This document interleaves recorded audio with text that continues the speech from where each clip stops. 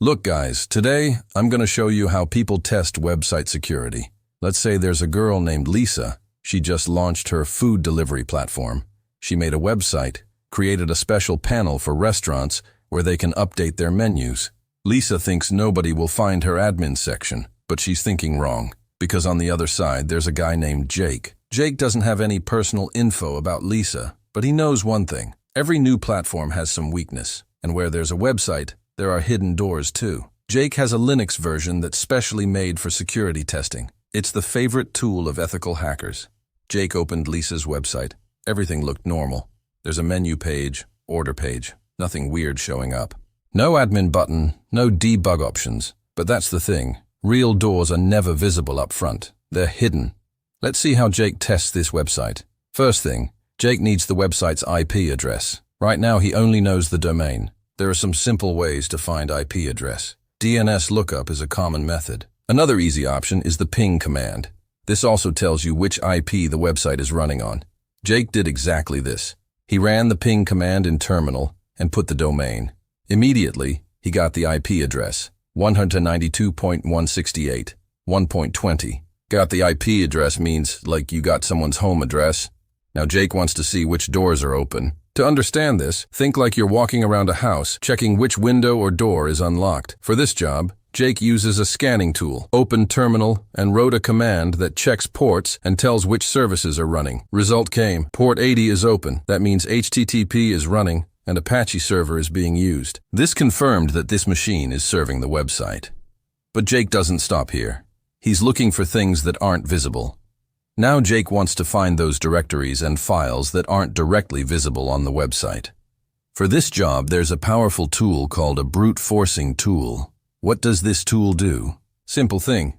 It finds hidden folders and files on the website that aren't linked on the homepage. Normally when you visit a website, you only see what the developer wants to show you. Menu page, about section, blog, etc. But in the background, there can be much more. Old folders, hidden panels, backup files. These things aren't visible to normal visitors, but they exist on the server. Jake is looking for exactly this. First, Jake checks if the tool is installed in his system. Types command in terminal. It's not there, so starts installation. In a little while, tool is ready. Now if he types the command, usage guide comes up. Version, developer's name, everything is showing. To run this tool, Jake needs a list of common folder and file names, like admin, login, config, etc. There's a very famous collection on the internet that people use for security testing. It has many lists of passwords, usernames, file names, everything. Jake checks if he has this resource, types command and saw it's already installed. If it wasn't there, he would use installation command. Now this collection is organized in different categories: web shells, passwords, usernames, and there's also a discovery section that finds hidden files. Jake needs exactly this. Inside discovery section, there's a web content folder.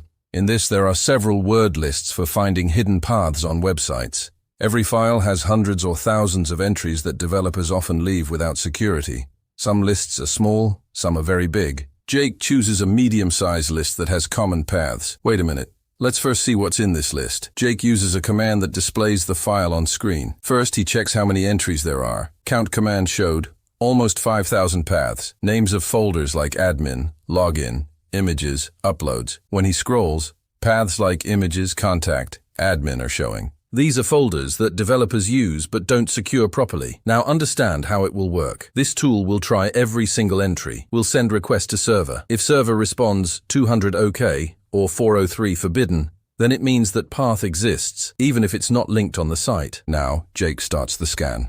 Command format is simple. Tool's name, specify mode, give word list path, and tell target URL.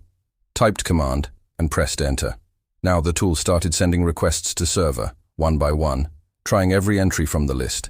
After a few minutes, scan completed. Total more than 5,000 entries got checked. Now let's see what results came. On some files, 403 error is coming means forbidden. Files exist, but access is restricted. But look here, admin. PHP got 200 status code, means file is there and also accessible. This is a big thing. Jake found a hidden admin panel that wasn't linked anywhere on homepage. Normal visitors would never find it, but this tool quietly discovered it. Now Jake wants to check manually. Opened browser and typed website's URL, but this time added admin, PHP at the end. And look, login page opened up. Now just need correct username and password. Page is asking for username and password, but not giving any hint. No forgot password link, no other indication. So what does Jake do? He prepares another tool that tests thousands of combinations in seconds. This login cracker is quite powerful. What does this tool do? In automatic way, it tries millions of usernames and passwords until the right combination is found. Two things are needed: usernames list and passwords list. Tool tries every username with every password one by one. If target website doesn't stop, then eventually correct credentials are found if they're in the list. Understand like you're finding the right key in a bunch of keys. This tool does this job on network at lightning speed. So Jake needs two lists, usernames and passwords. Same collection that was used before will work here too. Let's see what's in this. Username folder is there, and password folder too. In username folder there are several files. There's a file of default admin names that are common in devices and software. Specific usernames for SAP systems, and the biggest one, millions of usernames that came from real data breaches. Opens file to see what's in it. Very long list, checked with word count, more than 8 million usernames. This is too much for quick test. Jake will use a small list that only has most common usernames. What's in this? Classic admin names like root, admin, guest, user, administrator, MySQL. Cloud Platform's defaults are also there like EC2 user, Azure user. These are the names that attackers try first. Jake will use exactly this. Now move towards passwords. Opening password folder from same collection. In this also there are categories. Default credentials for vendor logins. Leaked databases that contain real passwords from breaches. Malware and honeypot data is also there. Jake will use common credentials section. Navigates here. Got a file that has most used weak passwords. Simple passwords like 11234556, QWERTY I love you. Small list, but quite effective. This is the password list Jake will use. Both things are ready now. Username list and password list. Time to launch attack. Let's understand command structure. Tools name, some flags, username list path, password list path, and target domain.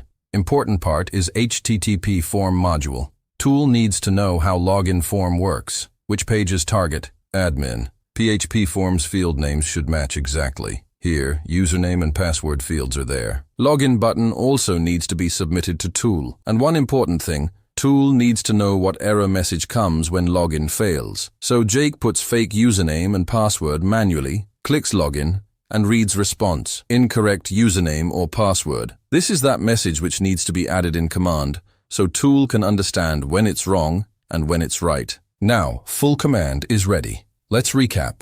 Username list given, password list given, domain name, specific page, and form structure. If website was running on HTTPS, then command would stay same, only protocol would change. Pressed enter and attack started. Look, tool is testing every possible combination from username and password lists. For every username trying all passwords, then moving to next username. For every combination tool sends login request to server like real user would send.